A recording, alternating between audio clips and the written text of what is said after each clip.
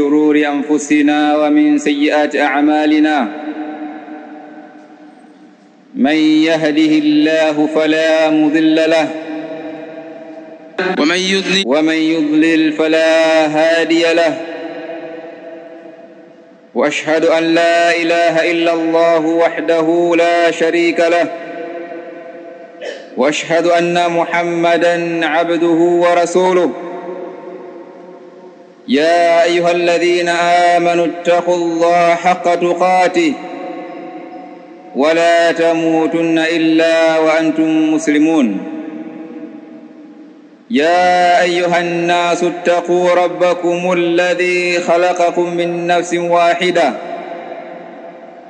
وخلق منها زوجها وبث منهما رجالا كثيرا ونساء واتقوا الله الذي تساءلون به والأرحام إن الله كان عليكم رقيبا يا أيها الذين آمنوا اتقوا الله وقولوا قولا سديدا يصلح لكم أعمالكم ويغفر لكم ذنوبكم ومن يطع الله ورسوله فقد فاز فوزا عظيما أما بعد فإن أصدق الحديث كتاب الله وخير الهدي هدي محمد صلى الله عليه وسلم وشر الأمور محدثاتها وكل محدثة بدعة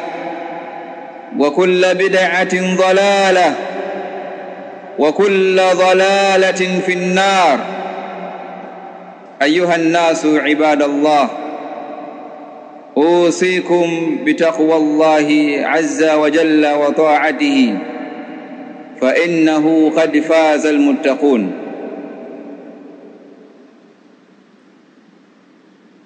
Baada ya kumhimidi Allah subhanahu wa ta'ala pamoja na kumtakia swala na salamu mtume wetu Muhammadin sallallahu alayhi wasallam, tunakumbushana jambo la mwanzo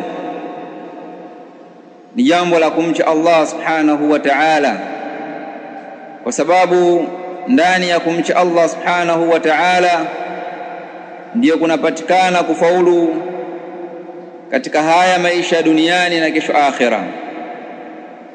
Ayuhal mu'minun, katika wakati huu wa kipindi hiki Waislamu wamepitia katika sintofahamu kubwa baada ya kutokea matukio ya uharibifu ya umwagaji damu katika nchi ya Falastini. Sisi ambao hatuko huko, tupo katika miji mingineyo, basi tumekuwa katika mihemko na hali za aina tofauti tofauti na maneno mbalimbali baina yetu, tukitupiana wengineo lawama na wengine wakiwatupia lawama walioko mbali katika watawala, wengine baina yetu kwamba hawa ni wanafiki, hawa ni kadha, na wengine wakawa na maneno mengi. Kijumla kwamba tupo katika hali isiyokuwa nzuri baina yetu. Nachukua fursa hii ya muda huu mchache wa khutba kukumbushana baadhi ya masala machache katika mwongozo wa dini yetu pindi ambapo tunapofikiwa na hali kama hii. Nini kifanyike? Waislamu wanatakiwa wafanye nini? Katika jambo ambalo tumejisahau nalo kabisa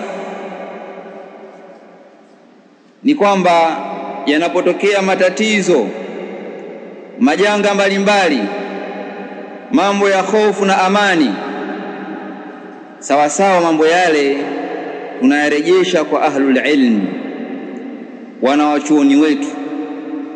Hawa ndio ambao watakaotupa miongozo mizuri, miongozo ambayo itakayotupeleka katika sehemu iliyokuwa ya sawa sawa, lakini tumejisahau sana na jambo hilo.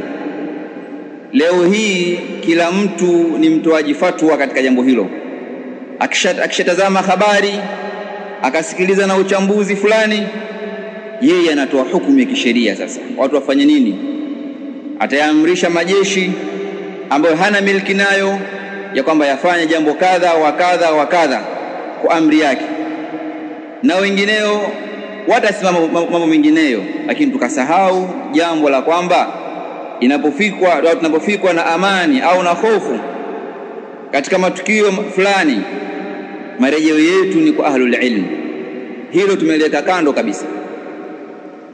Tujikumbushe jambo dogo tu kwamba sehemu mbalimbali ndani ya kitabu cha Allah subhanahu wa ta'ala, kadhalika katika sunna za mtume wake Muhammadin sallallahu alayhi wasallam, kumetajwa maelezo mbalimbali, maelezo ambayo yanaonesha ubora na fadhila za ulama.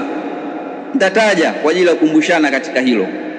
Inawezekana tumefikiwa na janga au jambo ambalo limetughafilisha na hali hii.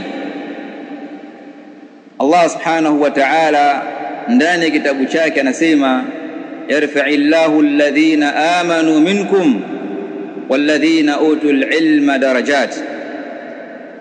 Allah subhanahu wa ta'ala anawanyanyua wale ambao wameamini miongoni mwenu katika daraja, lakini wale ambao wamepewa ilmu anawanyanyua madaraja ya juu kabisa. Kwa maana kwamba wanapokuwa waumini wote mbele Allah subhanahu wa ta'ala ni watu wa juu, thamani yao ni ya juu, lakini ndani yao wanawachuoni wanakuwa juu ya waumini. Kadhalika katika hadithi Mtume sallallahu alayhi wasallam anasema, hadithi ambayo imeeleza sehemu kubwa fadhila za wanachuoni na wenye kutafuta ilmu. Akasema Mtume sallallahu alayhi wasallam, man salaka tariqan yaltamisu fihi ilma sahala Allahu lahu bihi tariqan ila aljanna. Yeyote atakayechukua njia kwa ajili ya kutafuta ilmu, yeyote atakayechukua njia kwa lengo la kutafuta ilmu, Allah subhanahu wa ta'ala anamwepesishia njia yake ya kuingia peponi. Wa innal malaikata latad'u ajnihataha litalibil ilmi ridan bima yasna'u. Na kwamba malaika wa Allah subhanahu wa ta'ala wanamtandikia mbawa zao mwenye kutafuta ilmu, ni kwa sababu ya kuridhika na kile ambacho anachokifanya, jambo hili lilokuwa tukufu la kutafuta ilmu. Wa inna al-ulama yastaghfiru lahu kullu shay'in, yastaghfiru lahu man fi as-samawati wa man fi al-ardh hatta al-hitanu fi al-bahr.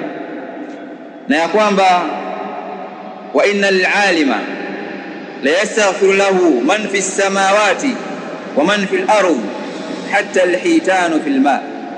Ya kwamba mwanachuoni wanamuombea au wanamtakia msamaha waliopo mbinguni katika malaika wa Allah subhanahu wa ta'ala, na waliopo ardhini wote katika wanyama, mimea, watu, majini, hatta alhitanu fil ma, mpaka samaki waliopo katika maji pia wanamuombea istighfari wanawachuoni. Wa fadla alalimi ala alabid kafadli alqamari ala sairi alkawakib. Na ubora na fadhila ya mwanachuoni, utukufu, ubora wa mwanachuoni kwa mtu ambaye ni mwenye kufanya ibada tu peke yake, kwa maana si mwanachuoni lakini abid, basi ubora wa mwanachuoni kwa mtu huyu ni ubora wa mwezi katika, yani kulinganisha na sayari nyinginezo, kwa maana kwamba usiku mwezi unapokuwepo hauwezi kuona nyota nyinginezo. Wa anna al-ulamaa warathatul anbiya, na kwamba wanawachuoni ndio warithi wa mitume. Hawa katika kila umma wanapoondoka mitume, wao ndio wanabakia kuwa ni warithi. Nafasi zao ni zile nafasi walizoacha mitume wa Allah subhanahu wa ta'ala. Wa innal ulamaa warathatul anbiya wa innal anbiyaa lam yuwarrithu dinaran wala dirhama inma warathul ilma faman akhadhahu akhadha bihadhin wafir. Na kwamba manabii wa Allah subhanahu wa ta'ala hawakuwarithisha watu wake dinari na dirham, kwa maana mali. Mitume wa Allah subhanahu wa ta'ala na manabii wake wamewarithisha watu wao ilmu. Kwa atakayechukua katika hiyo ilmu, basi amechukua fungu ambalo ni lenye kutosheleza. Hii hadithi imeelezea kwa upana kabisa kuonesha fadhila na ubora na utukufu wa wanawachuoni. Ikiwa hawa ndio watu ambao wako juu yetu sisi waumini, na fadhila zao ndio kama hizi, ubora wao wanatambua wanyama wote au viumbe vyote vya Allah subhanahu wa ta'ala walioko mbinguni na ardhini, mpaka wanawaambia istighfari hawa wanawachuoni. Na hawa wamechukua nafasi iliyokuwa bora kabisa, wamerithi nafasi iliyokuwa bora, nafasi ambayo imeachwa na bora katika waja wa Allah subhanahu wa ta'ala katika kila umma, ambao ni manabii wake. Ikiwa ni hilo ndani ya Qur'an na katika mwongozo wa sunna za Mtume sallallahu alayhi wasallam, tumeamrishwa sisi waumini turejee kwa hawa wanawachuoni pindi ambapo tunapofikwa na majanga ya aina mbalimbali, au tunapofikwa na jambo ambalo linahitajia utatuzi na muongozo. Marejeo yetu ni kwa wanawachuoni. Yaqulu Allah subhanahu wa ta'ala: wa idha ja'ahum amrun min al-amn aw al-khawf adha'u bihi walau radduhu ila ar-rasuli wa ila ulil amri minhum la'alimahu alladhina yastanbitunahu minhum walaula fadlullahi alaykum wa rahmatuhu lattaba'tumush shaytana illa qalila. Pindi anapowajia watu mambo katika hofu na katika amani, wao huwa wanatangaza yale mambo, wanayaeneza. Mmesikia habari kadha sehemu fulani, mambo ni kadha wa kadha, mmesikia kuna tukio fulani, waeneza habari zao, yani zile habari baina yao wazieneza sehemu mbalimbali. Adha'u bi, lakini ushauri au mwelekezo Allah subhanahu wa ta'ala akasema walau radduhu ila ar-rasuli, lau kama mambo haya wangerejesha kwa ar-rasul Mtume sallallahu alayhi wasallam wakati yuko hai, wanapofikwa na masala kama haya, kabla ya kusema wanarejesha na kumpa habari Mtume sallallahu alayhi wasallam, jambo hili tunafanyaje ya Rasulullah? Au baada ya kufa kwake mtu ana uwezo, amefahamu sunna za Mtume sallallahu alaihi wasallam, jambo lile anarejesha katika sunna za Mtume sallallahu alaihi wasallam ambazo zimeandikwa, kuangalia mambo yale yanatatuliwa vipi kwa kulinganisha na uwezo wa mtu ambaye anaweza kufanya istinbato katika hukumu jambo fulani.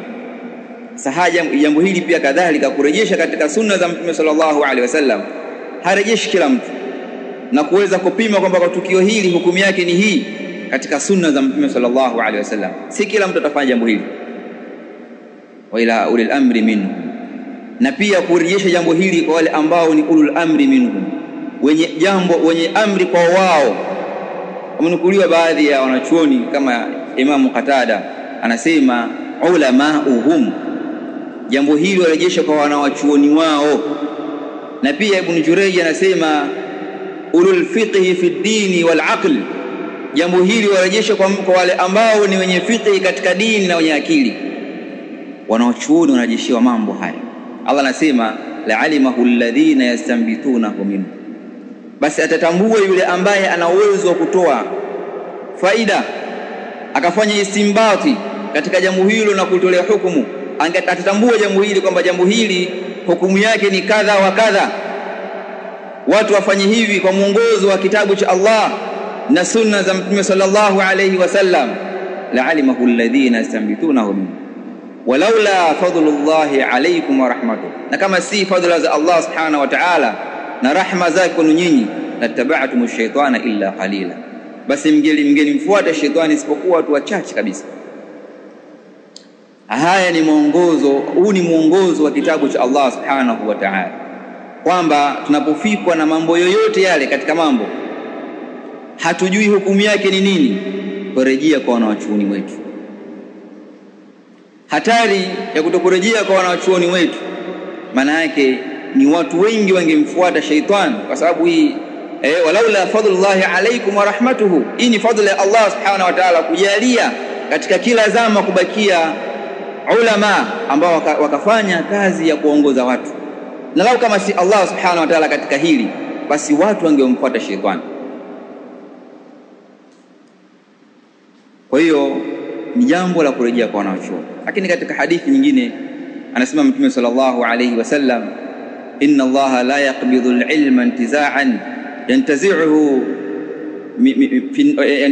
min an-nas, walakin yaqbidu al-ilma biqabdi al-ulama hatta idha lam yubqi 'alima ittakhadha an-nas ru'usan juhala fasu'ilu fa'aftaw bighayri 'ilmi fadallu wa adallu. Allah subhanahu wa ta'ala haiondoshi ilmu ya kisheria, ilmu yenye kumjua Allah subhanahu wa ta'ala, ilmu ambayo ndani yake mtu anamfahamu Mtume sallallahu alayhi wasallam, ilmu ambayo ndani yake mtu anafahamu dini yake kwa dalili. Allah haiondoshi katika vifua vya waja kwamba leo hii mtu ni alim, kesho anaamka ni jahil. Allah halifanyi hilo jambo, lakini Allah subhanahu wa ta'ala anaiondosha ilmu kwa watu kwa kuwafisha wale ulama wanawachuoni, mpaka Allah subhanahu wa ta'ala hatombakisha mmoja katika wanawachuoni. Watu watawafanya wale viongozi wajinga ndio wanawachuoni wao. Hawa wataulizwa na wao watajibu, watatoa fatwa pasi na ilmu. Wao wataanza kupotea na watawapoteza wengineo. Ni jambo la hatari kabisa. Tunapoweka wanawachuoni wetu pembeni tukafuata hawa za nafsi zetu, au tukafuata miongozo ya baadhi ya wanaharakati, anajulikana kabisa huyu hana historia huyu ya kusoma dini, huyu hajulikani amesoma wapi elimu yake ya kisheria, hana utafiti ambao unajulikana mikononi mwa watu kwamba kaandika vitabu, kafundisha ilmu, hajulikani katika masala ya elimu ya kisheria. Hawa ndio leo hii kipaumbele, wamekaa mbele katika mistari ya mbele kuwaongoza watu katika matukio kama haya, na hawa ndio wanaonekana kwamba hawa ndio wanaume na wengineo sio.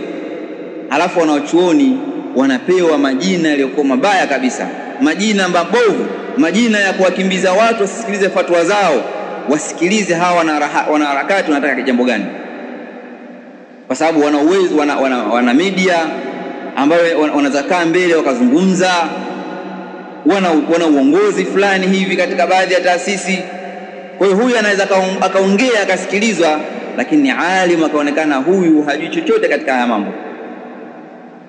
Lattaba'tum ash-shaytana illa qalila ittakhadha an-nasu ru'usan juhala fasu'ilu fa'aftaw bighairi ilmi fadallu wa adallu.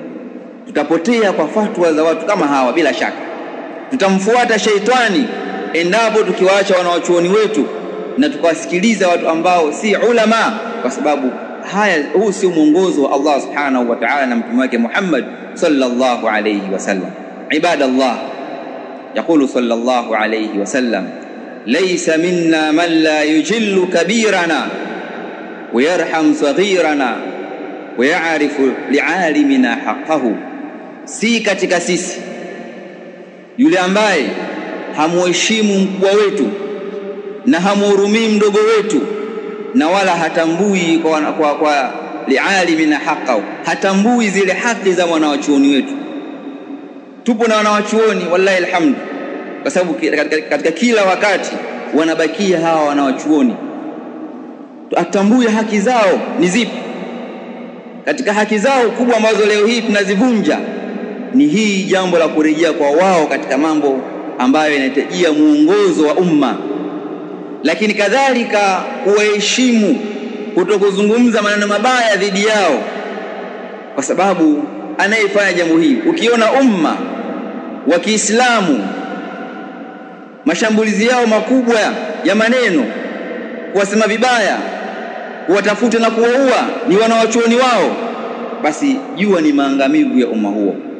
Kwa sababu anasema Allah subhanahu wa ta'ala katika hadithi al-Qudus: man aada li waliyan faqad adhantuhu bil harb, atakayenifanyia uadui mawalii wangu, basi huyu ametangaza vita na mimi, nimemtangazia vita mtu huyu. Mapambano sasa yanageuka ni baina yako wewe unayezungumza maneno mabaya na wanachuoni na Allah subhanahu wa ta'ala. Mawali wa Allah ni wanachuoni. Imenukuliwa kutoka Imamu Shafi'i rahimahullahu ta'ala, anasema illam yakun al-ulama al-fuqaha al-amiluna hum awliya Allah falaysa lillahi fi ardhihi waliyyun. Ikiwa hawa wanachuoni mafuqaha, watu wenye fiqh katika dini, tena wenye kutendea kazi elimu zao, hawa si mawali wa Allah subhanahu wa ta'ala, hawa si wenyewe, basi hakuna katika mgongo wa ardhi huu Allah subhanahu wa ta'ala, yani Allah subhanahu wa ta'ala hana wali yote katika mgongo huu wa ardhi kama hawa sio. Ukiwazungumza wanaochuoni vibaya, manake umeandaa vita na Allah subhanahu wa ta'ala, unakusudia kwa nusuru ndugu zako waislamu, lakini hapo hapo unaingiza ndani yake mapambano na vita baina yako wewe na Allah subhanahu wa ta'ala kwa kuvunja ile haki ya wanaochuoni. Wallahu ta'ala a'lam.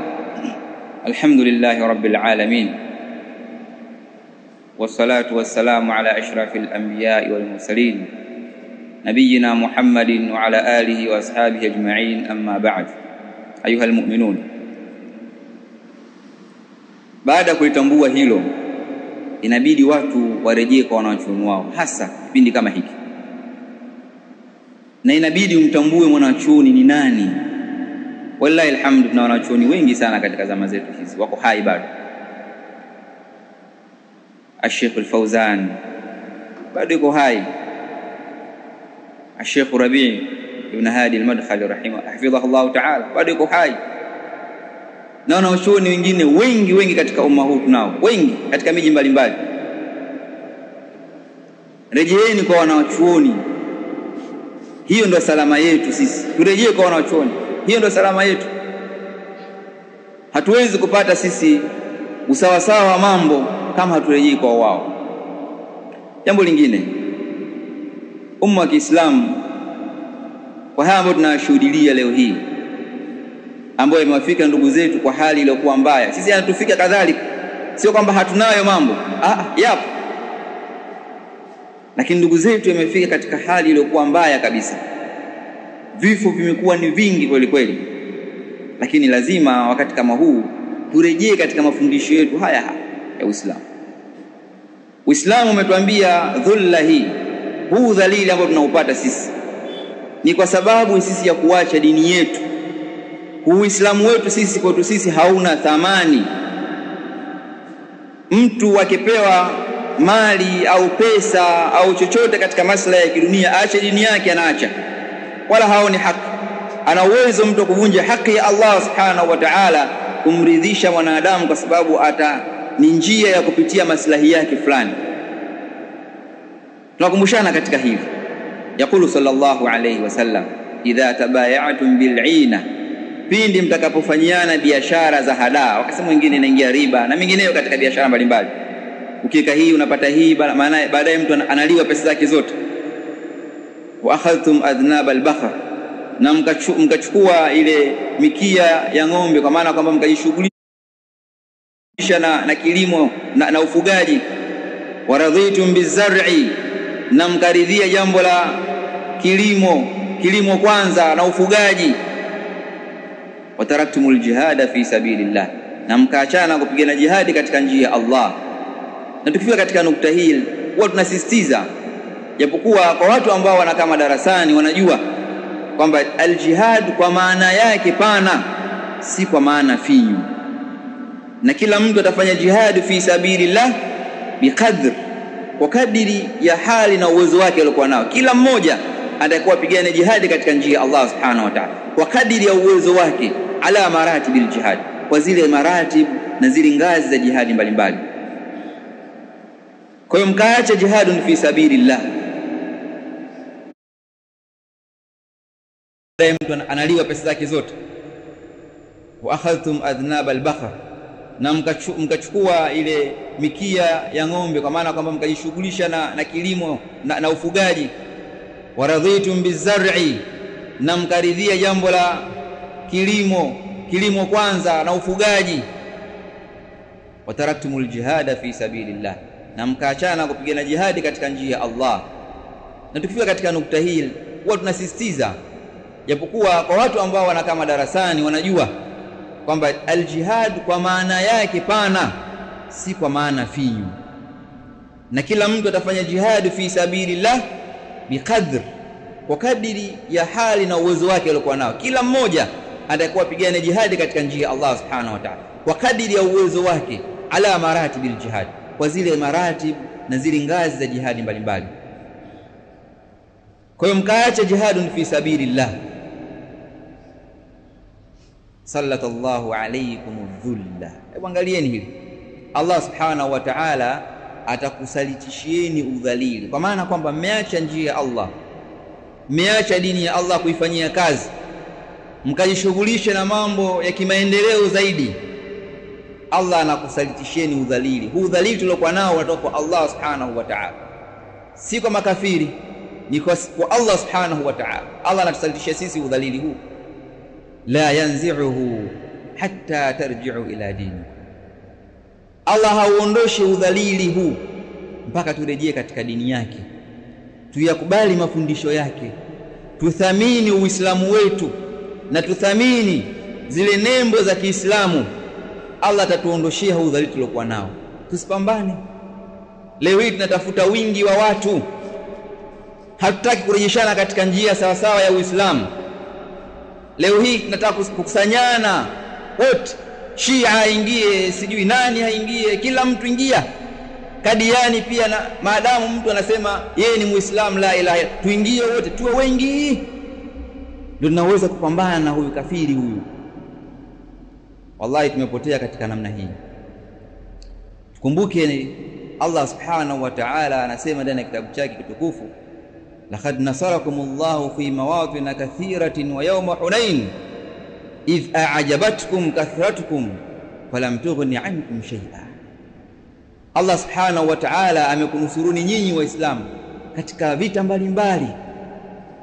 Vita vya Badri waislamu wameshinda, na vita mbalimbali Allah subhanahu wa ta'ala amewanusuru waislamu mu'minun waliopigana katika njia ya Allah subhanahu wa ta'ala. Na siku ya Hunain kadhalika Allah amekunusuru. Siku hiyo ambapo idh a'jabatkum kathratukum, siku ambayo yani mlilaghaika, mkadanganyika na ule wingi mliokuwa nao, falam tughni ankum shay'a, lakini wingi huu haukunufaisha na chochote. Waislamu walikuwa ni takriban 12,000 katika riwaya anasema, wengine wakasema 16,000. Halafu mmoja akasema lan nughlab al-yawma min an qilla, leo hatuwezi kushindwa kutokamana na uchache, leo tuko wengi. Wakifikia katika vita vya Badri walikuwa ni waislamu wachache tu hivi, leo tuko wengi maelfu. Wakaisi watashinda kwa sababu ya wingi wao.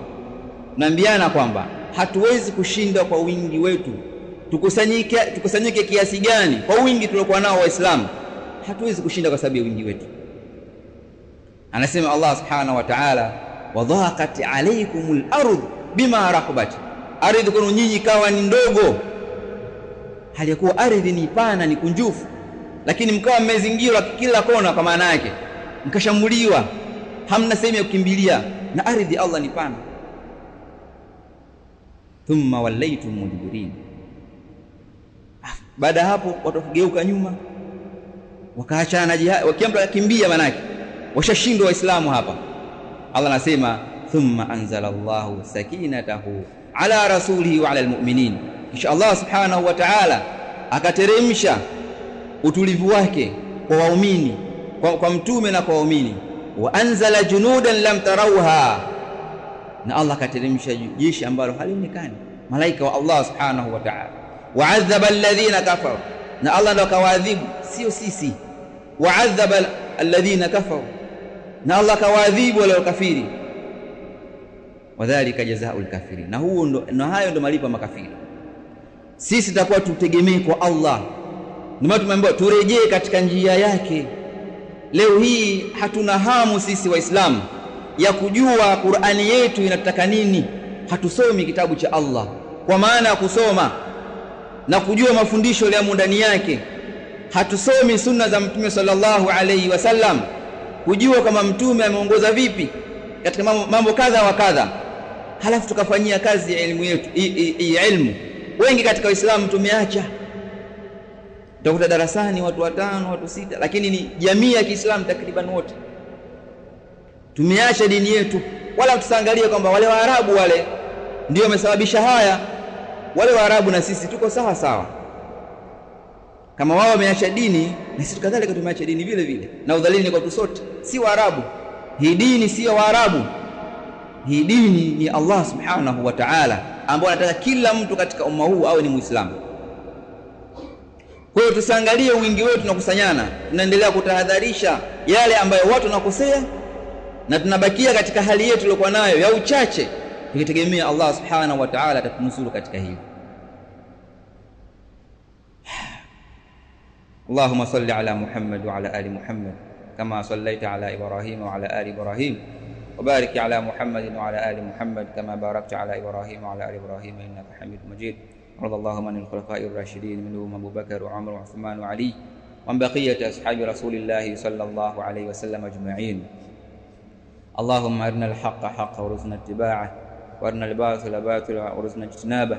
اللهم اقسم لنا من خشيتك ما تحول به بيننا وبين معصيك، ومن طاعتك ما تبلغنا به جنتك، ومن اليقين ما تهون به علينا مصائب الدنيا. متعنا اللهم بأسماعنا وأبصارنا وقواتنا أبدا ما أحييتنا، واجعله الوارث منا، واجعل ثأرنا على من ظلمنا. صلى الله على نبينا محمد وعلى آله وأصحابه وسلم. إن الحمد لله